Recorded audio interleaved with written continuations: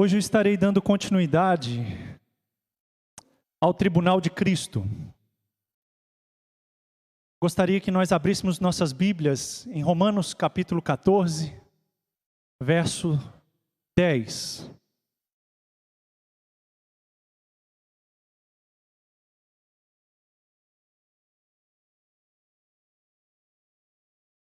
Romanos capítulo 14, nós vamos ler dos versos 10 ao 12.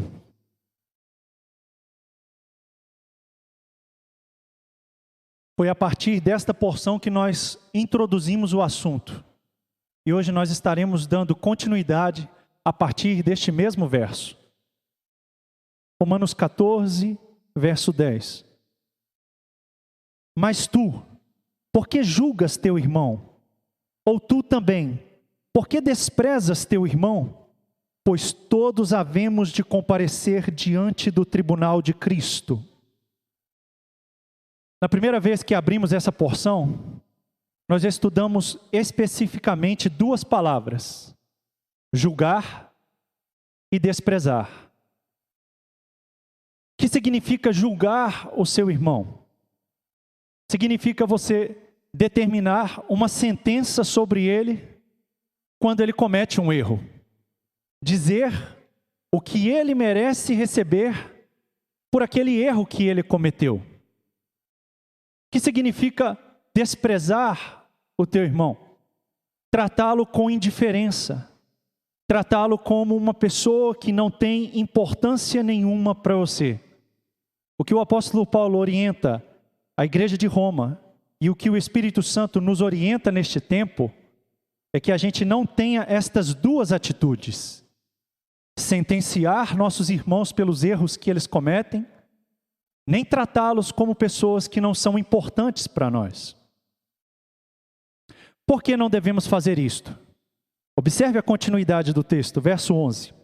Porque está escrito: pela minha vida, diz o Senhor, todo joelho se dobrará diante de mim e toda língua confessará a Deus. De maneira que cada um de nós dará contas de si mesmo a Deus. Por quem você prestará contas diante de Deus? Pelo seu irmão? Pelo que ele faz de errado? Você responderá diante de Deus pela sua esposa? Pelo seu marido? Pelos seus filhos? Pelos seus pais? Não. Dará contas de si mesmo a Deus. Isto significa que o tribunal de Cristo é um julgamento individual. Cada um de nós estará face a face com Ele um dia para dar contas de si mesmo, das escolhas que fez ao longo da sua vida. E a única maneira de nós não cometermos o erro de julgar e desprezar os nossos irmãos é se nós atentarmos para a nossa própria vida. Se você olhar para si mesmo, se você estiver investigando a si mesmo, examinando a si mesmo, avaliando a si mesmo, você não terá tempo para fazer isto com outras pessoas. Você estará ocupado consigo mesmo. Você terá na sua consciência o tempo todo que você não responderá por ninguém diante de Deus, apenas por si mesmo. E se você sabe que responderá apenas por si mesmo, é apenas para a sua vida e para a sua conduta que você deve olhar, examinar, avaliar, investigar. Esta foi a nossa primeira exposição. Hoje nós não abriremos todos os textos que nós abrimos da primeira vez para relembrarmos o que foi tratado. Será agora uma continuidade. Como foi gravado, caso você tenha interesse, está disponibilizado lá no YouTube e está com este mesmo título, o Tribunal de Cristo. Lá está a forma como nós introduzimos o assunto a partir dessa passagem. O que nós hoje daremos continuidade está em 2 Coríntios capítulo 5, verso 10. Se você trouxe sua Bíblia, por favor, abra comigo em 2 Coríntios capítulo 5, verso 10. E a partir de agora nós abriremos textos que não abrimos da primeira vez. Então, se você quiser anotar, e quando estiver em casa, ler com atenção, avaliar, examinar aquilo que você está ouvindo, será bem válido. Segunda carta de Paulo aos Coríntios, capítulo 5, versículo 10. Diz assim: porque todos devemos comparecer diante do tribunal de Cristo, para que cada um receba segundo o que tiver feito por meio do corpo, ou bem ou mal. O tribunal de Cristo é o acerto de contas. O tribunal de Cristo é quando toda a verdade a nosso respeito será exposta. É quando quem de fato eu sou será revelado. Como eu vivi será demonstrado. E o que eu recebi, se é que recebi alguma coisa, vai demonstrar o tipo de vida que eu tive aqui na terra. O tribunal de Cristo, meus irmãos, é um assunto de muita divergência no meio cristão. Não existe concordância por parte dos expositores que apresentam este assunto. A principal pergunta que se faz acerca do tribunal de Cristo é: quando será o tribunal de Cristo? Em que momento se dará o tribunal de Cristo? E em cima desta pergunta,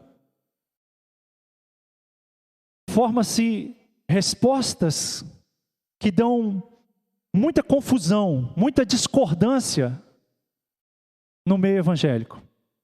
Como não é da minha intenção causar nenhum tipo de discordância, nenhum tipo de desentendimento entre nós, minha única intenção em expor para vocês acerca do tribunal de Cristo é apenas isto. Se você gravar esta frase, eu me darei por satisfeito de tudo aquilo que disse desde a primeira vez e de tudo aquilo que eu vou dizer até terminar hoje à noite. O que você acredita que será revelado a seu respeito naquele dia em que você estiver face a face com Cristo? Tudo o que eu vou expor tem apenas uma finalidade: levar você a pensar no dia em que estiver face a face com Cristo. No dia em que todas as coisas a seu respeito vão vir à tona. Não apenas aquilo que você fez, mas como também aquilo que disse, e até mesmo aquilo que não fez e deveria fazer. Gostaria que nós pensássemos nesta direção, apenas neste ponto. O que você acredita que será dito a seu respeito naquele dia? Tenha como base a vida que você tem vivido até o presente momento, as escolhas que tem feito, as suas prioridades, aquilo que tem buscado e aquilo que de fato é importante para você. Tenha em vista isto. Não pretendo de maneira nenhuma responder aos irmãos quando será. Uma resposta como esta, neste momento, só serviria para causar confusão.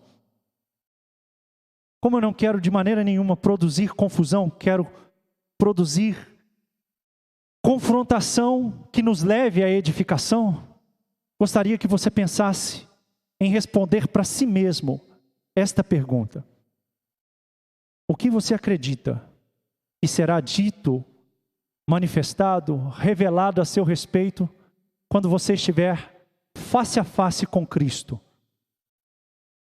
De uma maneira geral, nossa tendência é exaltar as coisas que consideramos boas e esconder as coisas que consideramos ruins. não gostamos que as coisas de errado que fazemos apareçam, sejam descobertas. Nós temos medo da opinião das pessoas. O que eles vão pensar a meu respeito se souberem o que eu ando fazendo de errado? Nosso esforço o tempo inteiro é para encobrir nossos erros, nossos pecados, nossas falhas, nossas mentiras. Encobrir principalmente coisas que nós já sabemos que não devemos fazer e ainda assim fazemos. Só que tudo isso, meus irmãos, pode funcionar muito bem aqui entre nós. Mas não funciona aos olhos dele. Cristo conhece cada um de nós melhor do que nós mesmos, de dentro para fora. Ele sabe tudo a nosso respeito. E se o tribunal é dele, e se é diante dele que eu e você estaremos um dia para darmos conta daquilo que fizemos, não é um bom negócio nós nos preocuparmos muito com o que as pessoas pensam e dizem a nosso respeito.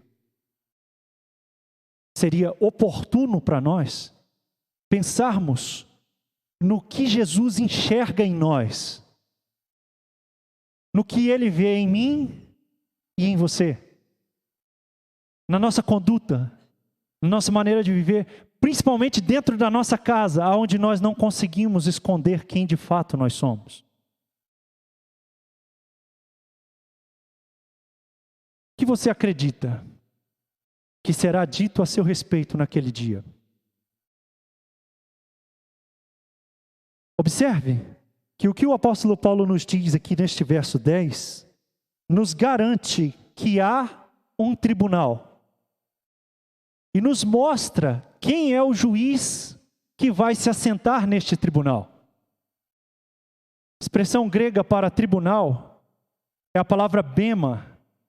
E o tribunal ao qual o apóstolo Paulo se refere aqui, era uma cadeira, uma plataforma, até mesmo um degrau, uma tribuna, onde o juiz pronunciava, nos tempos em que o Novo Testamento estava sendo escrito, uma sentença de condenação ou uma declaração de que aquele que está diante dele merece uma recompensa. O tribunal tem estas duas características: um ambiente onde se proclama uma sentença de condenação ou uma recompensa, um galardão, um prêmio, um presente, uma dádiva. O tribunal de Cristo tem estas duas características. E por que Cristo é o juiz? E por que é Ele quem irá se assentar neste tribunal? Bem, quando Ele veio na sua primeira vinda, Ele veio como o Cordeiro de Deus para morrer pelos nossos pecados. Quando Deus o ressuscitou dos mortos, o fez Senhor e Cristo. Aquele que na sua segunda vinda virá para julgar os vivos e os mortos. O tribunal é de Cristo. O juiz é Cristo. E este juiz não é como os juízes que nós estamos acostumados a ver, que aceitam suborno para inocentar o culpado e culpar o inocente. Este juiz não aceita suborno. Este juiz não se corrompe.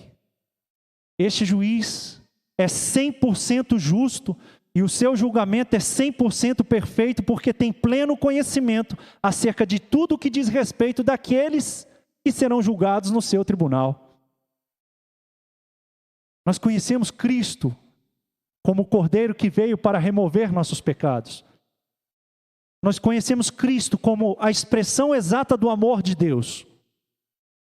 Você conhece Cristo, o juiz? Você conhece o mesmo Cristo que manifestou o perfeito amor de Deus, sendo o mesmo Cristo que virá para exercer e estabelecer a perfeita justiça de Deus? É bom nós nos atentarmos para isto, porque no nosso tempo, muito é enfatizado acerca do seu amor e pouco é enfatizado acerca da sua justiça, e menos ainda é dito acerca do seu juízo. Quando foi profetizado acerca do ministério de Cristo em Isaías capítulo 61, nos foi dito que ele viria para proclamar o ano aceitável do Senhor, o tempo da graça, mas também o dia da vingança do nosso Deus. A expressão vingança não traduz muito bem o que está lá no verso 2 de Isaías 61. Na verdade, o termo que está na língua hebraica é o dia do juízo. É o dia em que Ele dará a cada um de nós segundo as nossas obras. Neste verso 10 que nós estamos vendo, meus irmãos, o que está em foco aqui são as obras. Aquilo que fizemos por meio do corpo. Nossas obras serão avaliadas por aquele que tem pleno conhecimento a nosso respeito. Este é o primeiro ponto que eu gostaria de avaliar com vocês. Abra comigo, por favor, em Lucas capítulo 12, dos versos 1 ao 3. Lucas 12, dos versos 1 ao 3. Veja o que Jesus vai ensinar aos seus discípulos. Lucas 12, do verso 1 ao 3. Ajuntando-se, entretanto, muitos milhares de pessoas, de sorte que se atropelavam uns aos outros, começou a dizer aos seus discípulos: acautelai-vos do fermento dos fariseus, que é a hipocrisia. Pois nada há encoberto que não haja de ser descoberto, nem oculto que não haja de ser sabido, porque tudo o que em trevas disseste será ouvido, e o que falastes ao ouvido no gabinete, sobre os telhados será apregoado. O que Cristo está ensinando aos seus discípulos nessa passagem, meus irmãos? Que as coisas que nós escondemos serão expostas. E elas serão expostas de cima dos telhados. Ou seja, para que todos os que estão à nossa volta vejam como vivemos, o que fizemos e o tipo de pessoa que nós fomos. Porque Jesus disse isso aos seus discípulos. Observe, embora houvesse uma multidão ao seu redor, Ele dirige esse ensinamento aos seus discípulos, aqueles que de fato têm como propósito em suas vidas imitá-lo. Este ensino é para os seus discípulos. E este ensino trata do quê? Não sejam hipócritas. Não vivam de aparência. Não se preocupem em estar bem aos olhos das pessoas, mas mal aos olhos de Deus. E o que Jesus utiliza aqui como parâmetro para os seus discípulos entenderem bem o que ele estava dizendo é o fermento dos fariseus. Fermento dos fariseus. Não apenas o que eles ensinavam, mas principalmente a maneira como eles viviam. Os fariseus eram pessoas muito zelosas, religiosamente falando. Eram pessoas que tinham uma preocupação muito acentuada com a forma como os outros os viam. Eram pessoas que amavam os elogios. Eram pessoas que gostavam de ser bem recebidas, colocadas para serem assentadas em lugares de honra, de preeminência, de destaque. Mas eram indivíduos podres por dentro. Há um momento em que Jesus os chama de sepulcros caiados, túmulos muito bem ornados pelo lado de fora, mas extremamente podres e fedorentos do lado de dentro. Enfatizavam demais o zelo pela imagem. e na mesma proporção desprezavam a forma como Deus os via. Desprezavam aquilo que eles criam.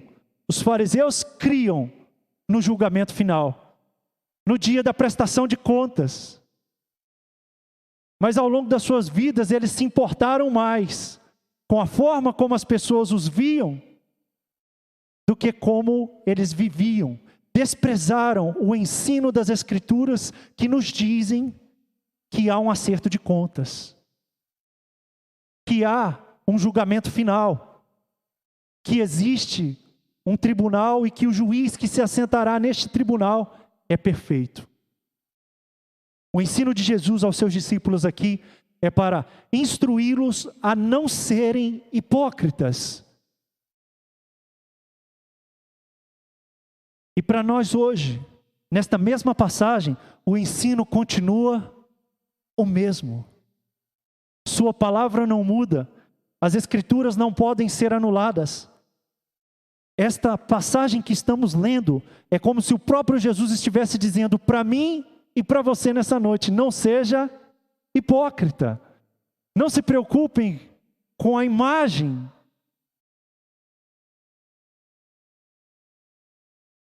Preocupem-se antes com a maneira como vocês estão vivendo, porque há um acerto de contas.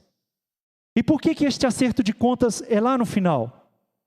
Porque aqui nesta vida acontecem inúmeras coisas que não são julgadas aqui.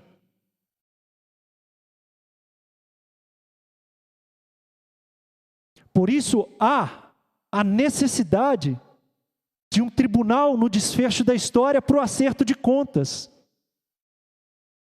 Se depois você tiver interesse e quiser, o Salmo 73 descreve com clareza a indignação de Asaf por ver os ímpios prosperando, por ver aqueles que fazem o que é mal sendo cada vez mais bem-sucedidos, por ver aqueles que plantam o mal se dando muito bem.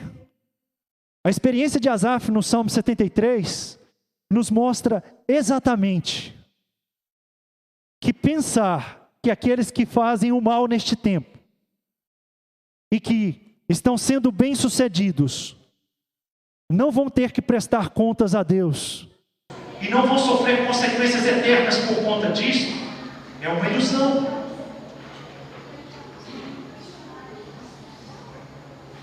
Existe um acerto de contas. E como nós lemos lá em 2 Coríntios 5,10, todos hão de comparecer ante o tribunal de Cristo. Todos, não se excetua ninguém. Ninguém ficará de fora deste tribunal. Neste dia, alguns terão vergonha e sofrimento eternos, e outros terão honra e alegria eternas. Será o dia em que a verdade a nosso respeito vai aparecer. Por isso nós não devemos nos preocupar em julgar os outros, em desprezar os outros, nem muito menos pela forma como as pessoas nos veem. Precisamos pautar a nossa vida com esta consciência. Um dia, eu e você estaremos diante do tribunal de Cristo para darmos conta das nossas obras, de todos os feitos que fizemos por meio do corpo. Da primeira vez que expomos, enfatizamos as palavras. Hoje estamos enfatizando as obras. Daremos conta do que falamos e daquilo que fazemos. E sejamos honestos, meus irmãos. Se nós pensássemos nestas coisas, muito do que nós fazemos e não deveríamos, certamente nós não faríamos.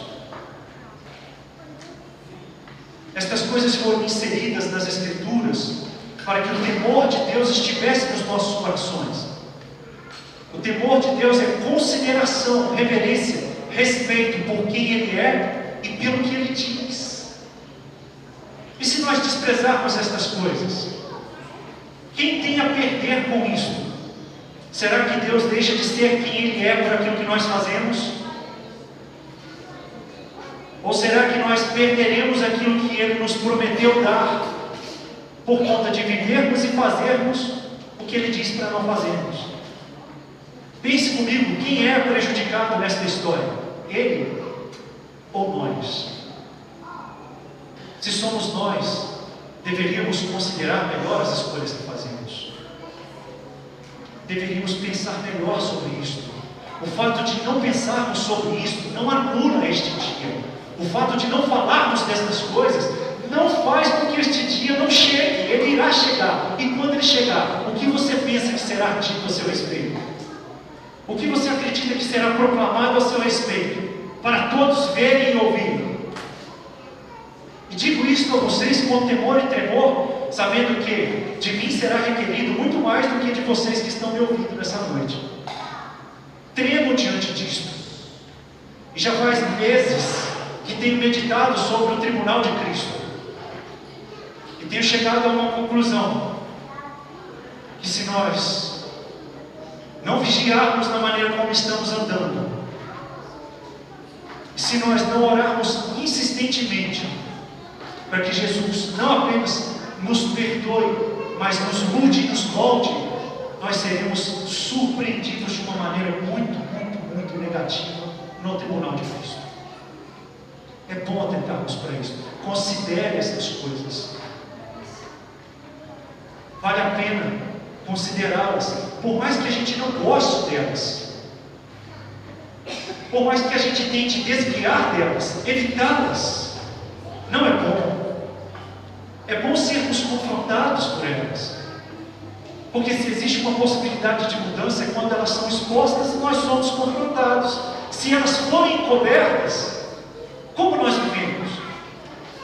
E o que é pior, como nós viveremos? Existe uma tendência descrita nas Escrituras acerca do nosso comportamento. Eclesiastes capítulo 8, verso 11 nos diz assim: por não se executar o juízo imediatamente sobre a má obra, o coração dos homens se tornou inteiramente mau.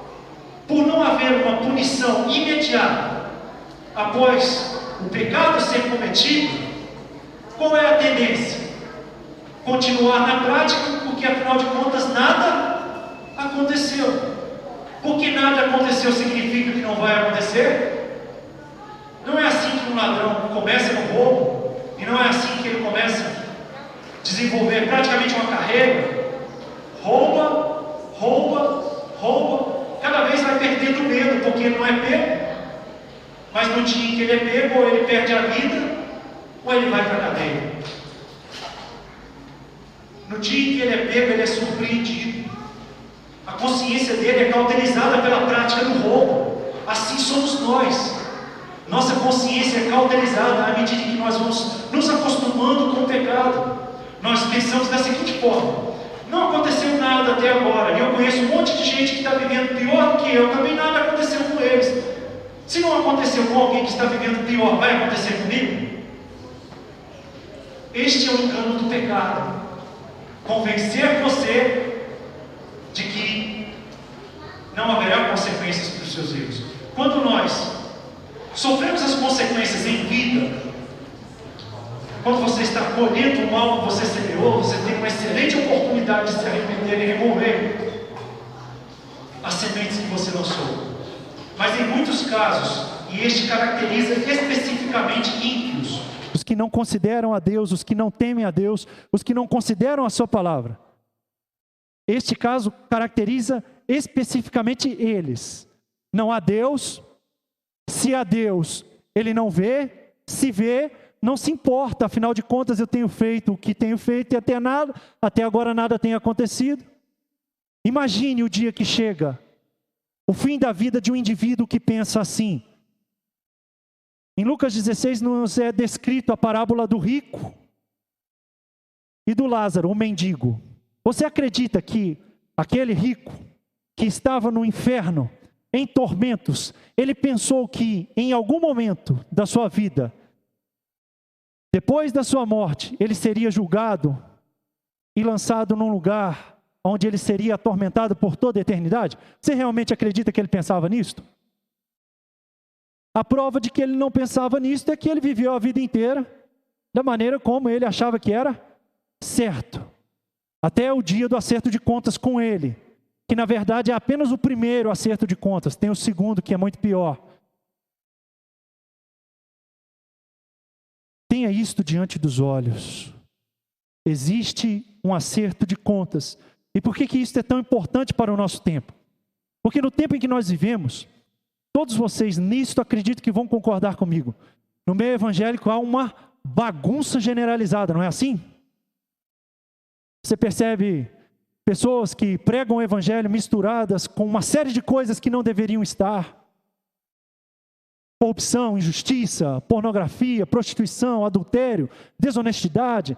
Todos nós sabemos disso muito bem, não é? Essa é a realidade da igreja evangélica, não é? Escândalo após escândalo, não é assim?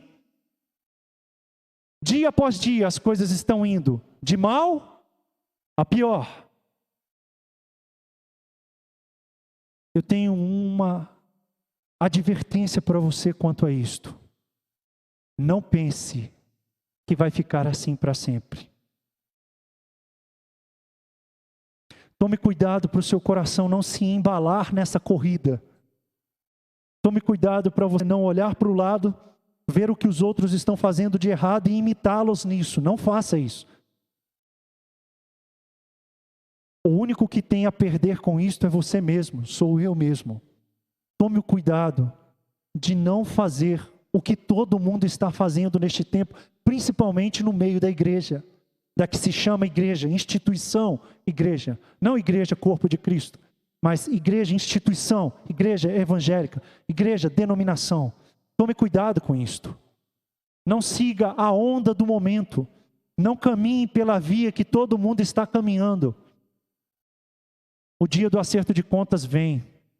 E nesse dia, não haverá tempo, ocasião e oportunidade para o arrependimento. Não haverá oportunidade para mudanças. Será apenas o dia em que a verdade a nosso respeito vai aparecer. Ou para uma condenação eterna, ou para uma recompensa eterna, que nos acompanhará para todo sempre. Outro texto que gostaria de ler com vocês, é uma parábola que Jesus contou que ilustra isto muito bem. Se até agora eu não consegui me fazer entender, talvez expondo esta parábola nós vamos conseguir. Lucas capítulo 19, Jesus contou uma parábola que, a meu ver, ela remete ao tribunal de Cristo. Lucas capítulo 19, verso 11. Antes de lermos, quero explicar para vocês o que é uma parábola. A expressão parábola vem do grego parábole, e significa colocar as coisas lado a lado, a fim de se fazer uma comparação. Quase um terço do que Jesus ensinou foi através das parábolas. Mas a parábola tem uma característica impressionante. A parábola é uma manifestação de graça e de juízo ao mesmo tempo. De juízo naqueles que ouvem e não entendem. De graça naqueles que ouvem e entendem. Por meio das parábolas, Jesus revelou os mistérios do reino de Deus. Coisas que não haviam sido tratadas antes de Jesus com tanto detalhe. Então, quando ele vai ensinar por meio das parábolas, através das parábolas, está sendo proferido um ensino que consagra a uns e juízo sobre outros. Os que recebem graça são aqueles que entendem perfeitamente o que ele quis dizer por meio das parábolas. São figuras de comparação para ensiná-los mistérios acerca do reino de Deus. De juízo, são os que ouvem e não entendem absolutamente nada do que ele quis dizer por meio das parábolas. Tendo dito isto, vamos lá. Verso 11. E ouvindo eles essas coisas, ele prosseguiu e contou uma parábola, porquanto estava perto de Jerusalém, e eles pensavam que logo se havia de manifestar o reino de Deus. Disse, pois, certo homem nobre partiu para uma terra remota, a fim de tomar para si um reino e voltar depois. Esta expressão tomar aí não significa tomar à força, significa receber aquilo que é seu, pegar para si o que é seu de direito. E chamando 10 servos seus, deu-lhes 10 minas e disse-lhes, negociai até que eu venha. Mas os seus concidadãos o odiaram e mandaram após ele representantes, embaixadores, dizendo, não queremos que ele reine sobre nós. E aconteceu que, voltando ele, depois de ter tomado o reino, disse que lhe chamassem aqueles servos a quem tinha sido dado o dinheiro para saber o que cada um havia ganhado trabalhando. Veio o primeiro e disse, Senhor, a tua mina rendeu 10 minas.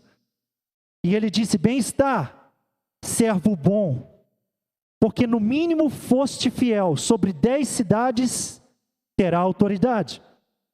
E veio o segundo dizendo, Senhor, a tua mina rendeu 5 minas. E a este disse também, sê tu também sobre 5 cidades. E veio outro dizendo, Senhor, aqui está a tua mina, eu aguardei num lenço. Eu tive medo de ti, que és um homem áspero, severo, rígido, rigoroso, que tomas o que não pusestes e cegas o que não semeastes. Porém ele lhe disse, mau servo, pela tua boca te julgarei. Sabias que eu sou um homem rigoroso, que tomo o que não pus, que cego o que não semeei? Por que não deste o meu dinheiro aos banqueiros, para que eu vindo o exigisse com juros? E disse aos que estavam com ele, tirai a mina e dai ao que tem 10 minas. Disseram-lhe eles, Senhor, ele já tem 10 minas. Pois eu vos digo, que a qualquer que tiver, lhe será dado, mas ao que não tiver, até o que tem lhe será tirado. E quanto àqueles meus inimigos, que não quiseram que eu reinasse sobre eles, trazei-os aqui e matai-os diante de mim. Jesus contou esta parábola, e para mim, ela aponta diretamente para o tribunal de Cristo. Nesta parábola, o homem nobre é o Senhor Jesus. Ele é o homem que saiu de onde estava a fim de tomar para si um reino. E antes disso, ele chama seus servos e distribui a eles 10 minas. Cada um recebeu uma mina. E aqui, nesta parábola, nós temos o julgamento apenas de 3 dos seus servos. As minas eram uma moeda grega de ouro e que equivalia a 100 denários. Uma mina de ouro equivalia a 100 denários. O denário era o que se pagava por um dia de serviço. Era o pagamento de um diarista, de um jornaleiro. A primeira coisa que Jesus faz ao chamar os seus servos é dar a eles o que eles precisavam para trabalhar para ele. E logo em seguida, antes da sua saída, ele recebe uma informação daqueles que não são seus servos. Nós não queremos você aqui. Nós te odiamos. Não queremos que você reine sobre nós. No momento em que eles fazem esta declaração, ele não responde absolutamente nada.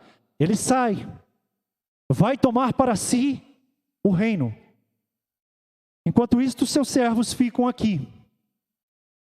Depois de tomar o reino para si, o primeiro grupo de pessoas com quem ele vai tratar não são aqueles cidadãos que não quiseram que ele reinasse sobre eles. Preste atenção nisto. O primeiro grupo de pessoas com quem ele vai tratar são os seus servos. O julgamento de Deus começa pela casa de Deus. Consegue observar o porquê que nós não deveríamos ficar olhando para os outros? Nem muito menos julgando, desprezando, ou tendo zelo pela nossa imagem? Porque se o julgamento começa pela casa de Deus, e se a casa de Deus não é este templo, são os seus servos, isso significa que o acerto de contas começa com aqueles que são seus. Então apresenta-se os seus servos. O primeiro que recebeu uma mina, a trabalhou e conseguiu 10 minas. Jesus o chamou de um servo bom e de um servo fiel. Bom e fiel. Trabalhou o que recebeu. Fez o que tinha que fazer. Quem faz o que tinha que fazer, automaticamente não faz o que não tinha que fazer. É uma questão de consequência. Muitas vezes nós ficamos lutando com o fato de não fazermos o que nós não deveríamos fazer. A solução para isto é: faça o que tem que ser feito e você não terá tempo nem oportunidade para não fazer o que não deveria ser feito. Este servo bom e fiel recebeu sua recompensa. Sua recompensa foi o quê? 10 cidades. 10 cidades.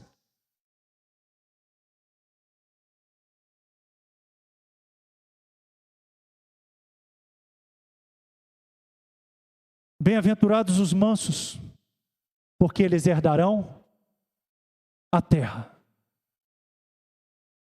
São bem-aventurados os que se empenharam em fazer o que Cristo lhes mandou fazer, mesmo sofrendo prejuízos por conta disto, porque quando o Senhor voltar, serão achados como servos bons e fiéis, e receberão como recompensa governo sobre cidades, sobre a terra.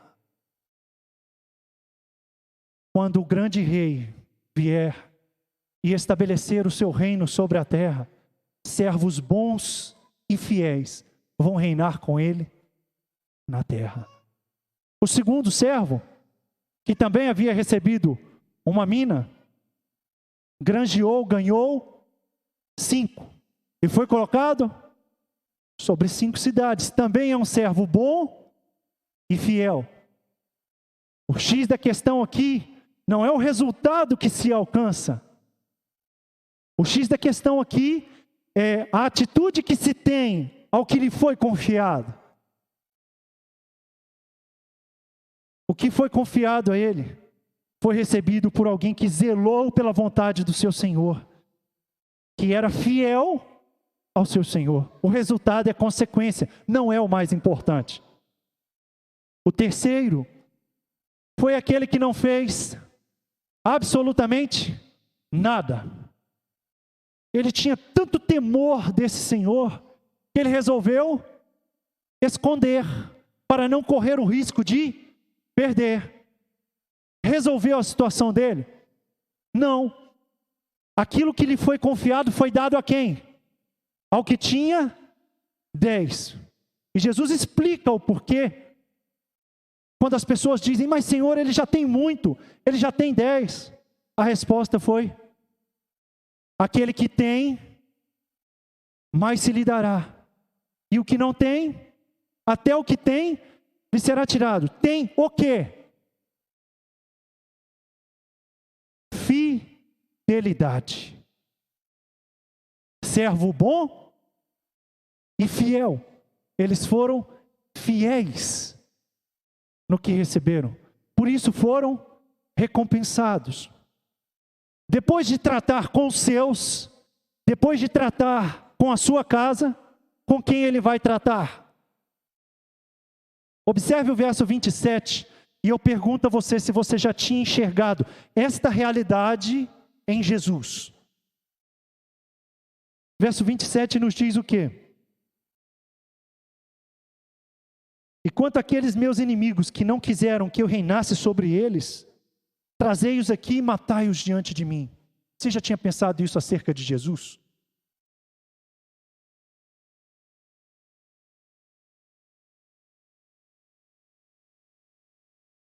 Salmo 24 nos diz: do Senhor é a terra e a sua plenitude, o mundo e os que nele habitam. Porque dele, por ele e para ele são todas as coisas. Tudo foi feito por ele. Tudo é sustentado nele. Tudo foi criado para o louvor da sua glória. Quem é aquele que tem o direito de legislar sobre a sua criação? Ele mesmo. E imagina quem vai ser o juiz que irá julgar eu e você. Ele mesmo. Ele tem ou não tem o direito de ser juiz? E por que haverá tanto rigor no seu julgamento? Porque os homens se rebelaram contra ele. E depois de se rebelarem contra ele, se encontravam numa condição, num estado em que eles não podiam fazer nada por si mesmos para saldar a sua dívida, para alcançar o perdão dos seus pecados. Então ele mesmo decide se encarnar, se tornar gente como eu e você. Como se isso já não revelasse uma grande humilhação, ele desce no nível mais profundo que alguém poderia descer. Como homem se tornou servo de todos os homens. Assumiu a posição de servo, o servo mais insignificante, mais humilde, que ocupou a posição mais humilhante. Para quê? Para receber nele mesmo a punição que nós merecíamos pelos nossos erros, para nos dar o tempo, a ocasião e a oportunidade de nós não recebermos o que merecemos. Pergunto a você, o que se deve fazer a quem rejeita a sua graça, a quem rejeita a oferta do seu amor, a quem bebeu o cálice de ira que eu e você deveríamos beber para que nós não precisássemos beber? Resta alguma coisa a se fazer por alguém nestas condições? Então ele não está sendo injusto. Ele está sendo justo, dando a cada um segundo as suas obras. Os que enviaram uma embaixada para dizer a ele: não queremos que você reine sobre nós, eram pessoas que o odiaram. Ímpios, que recusam se arrepender, que amam os seus pecados, que odeiam a luz, que gostam da vida de trevas que levam, e não consideram que o dia do tribunal de Cristo está chegando. O dia do acerto de contas vem e não demora. Há duas coisas a se considerar. Primeiro, e se Cristo não voltar nos próximos 100 anos, que garantia que você tem que irá viver mais 5 minutos? Se ele não vier a nós, é certo que nós iremos a ele. Hebreus 9, 27 diz que ao homem está ordenado morrer uma só vez, vindo depois disso o juízo. E não é o final. É um juízo que já determina o estado da eternidade. Mas ainda não é o final. O final é quando o rei vem. O acerto de contas está próximo. Pense e pondere sobre estas coisas. O que nós estamos fazendo aqui irá repousar sobre a nossa cabeça por toda a eternidade. Esta parábola que Jesus contou fica logo depois da experiência de Jesus na casa de Zaqueu. Jesus estava passando pela cidade de Jericó. E na cidade de Jericó havia o chefe dos cobradores de impostos chamado Zaqueu. A fama dos cobradores de impostos eram pessoas corruptas e injustas. Quando Jesus passa num lugar onde Zaqueu está, Jesus disse que convinha a ele ir na casa de Zaqueu naquele dia. As pessoas ficaram escandalizadas com o fato de Jesus ir na casa de um homem corrupto, injusto. E quando Jesus está na casa de Zaqueu, o texto nos diz que Zaqueu diz a Jesus: Eis que vendo a metade dos meus bens e dou aos pobres, e se tem roubado alguém, vou restituir 4 vezes mais. Por que Zaqueu diz estas coisas? Certamente porque sua riqueza havia sido granjeada por meio injusto. Ele sabia muito bem o que ele precisava fazer para demonstrar seu arrependimento. E quando ele faz esta declaração a Jesus, Jesus vê nele arrependimento e fé. Aquilo que é necessário para uma pessoa nascer de novo, arrepender-se dos seus pecados e crer no Filho de Deus. Então Jesus disse: hoje veio salvação a esta casa, pois o Filho do Homem veio salvar o que se havia perdido.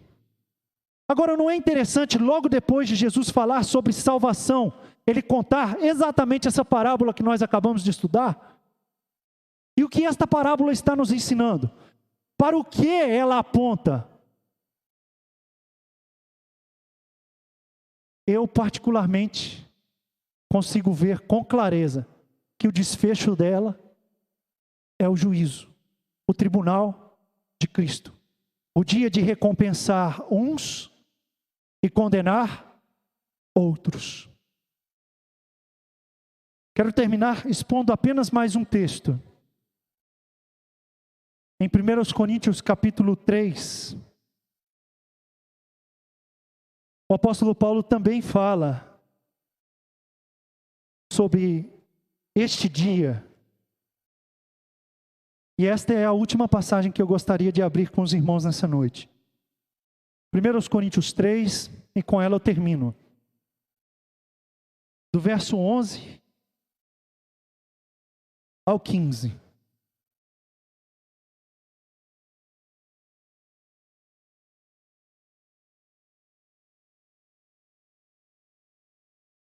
Diz assim essa passagem: porque ninguém pode pôr outro fundamento além do que já está posto, o qual é Jesus Cristo.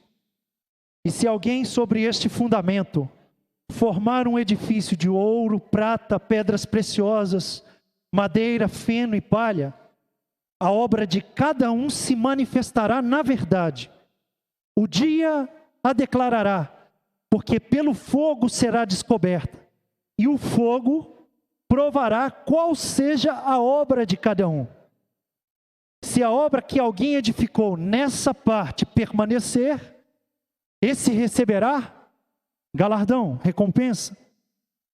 Se a obra de alguém se queimar, vai sofrer detrimento, mas o tal será salvo todavia como pelo fogo. O que o apóstolo Paulo está falando aqui? A primeira coisa que ele nos remete é o dia em que as nossas obras serão avaliadas. E ele vai utilizar 6 elementos para as nossas obras: ouro, prata, pedras preciosas, madeira, feno e palha. Estes elementos representam nossas obras. E nesse dia, o que o juiz usará para avaliar as nossas obras será o quê? O fogo. O que o fogo faz com a madeira, com o feno e com a palha? Queima ao ponto de virar cinza, de não sobrar nada. O que o ouro faz? O que o fogo faz com o ouro, com a prata e com as pedras preciosas? Realça o seu valor. O que o apóstolo Paulo está descrevendo aqui, meus irmãos, é que um grupo de pessoas, dentre os salvos, terá recompensa. Porque suas obras foram avaliadas e achadas dignas de recompensa.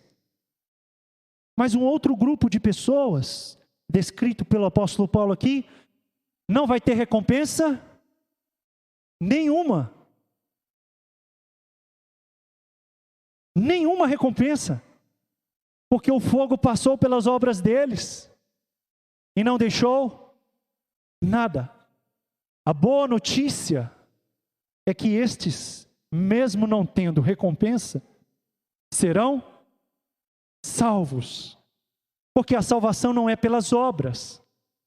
A salvação é pela graça, mediante a fé em Cristo Jesus. Este é o fundamento. Mas aquilo que nós vamos edificando ao longo da nossa vida sobre este fundamento, nossas obras vão ser avaliadas.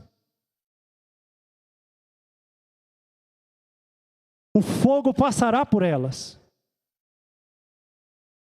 E nós podemos receber recompensas ou absolutamente nada. Já vai ser um lucro muito grande estar salvo. Mas saiba com certeza que muitos naquele dia vão pensar: eu poderia ter feito melhor. Aqui nós nos empenhamos e nos esforçamos demais por coisas que daqui a alguns dias não vão existir mais. Seríamos sábios se nós aproveitássemos os recursos, o tempo e todas as oportunidades que temos, tendo em vista esse dia. Por isso o apóstolo Paulo diz à igreja de Corinto: correi de tal maneira que alcanceis o prêmio. Há um prêmio prometido. Se ele não nos desse nenhuma recompensa, ele não estaria sendo injusto, mas ele prometeu uma recompensa. Existe uma recompensa. E ela será dada àqueles servos que forem bons e fiéis. Aqueles que fizerem o que precisa ser feito. E tanto eu quanto você sabemos o que temos que fazer. E as escolhas que nós estamos decidindo nesse tempo, saiba com certeza, estarão sobre a nossa cabeça por toda a eternidade. Observe estas coisas, guarde-as no coração, medite, pondere acerca delas. O Evangelho de Cristo não fala apenas da sua graça, ele também anuncia o dia do acerto de contas. Precisamos ter isso diante dos nossos olhos e sabermos que nós somos os primeiros a passar por esse acerto de contas. Eu espero que eu possa ter contribuído para a sua edificação. Se não, que o Senhor Jesus Cristo te livre de qualquer equívoco da minha parte. Amém? Vamos orar?